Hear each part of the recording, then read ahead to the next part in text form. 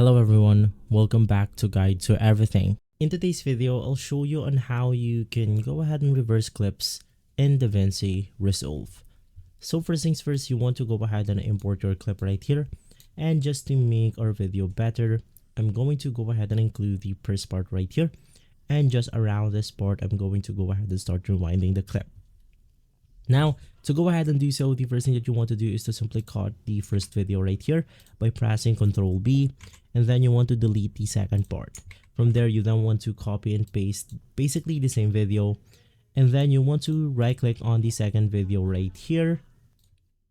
And right after clicking on it, you will be able to see the change speed option. So just click on it, and from here, it will simply open up a new tab, or in my case, it's going to be inside the inspector section.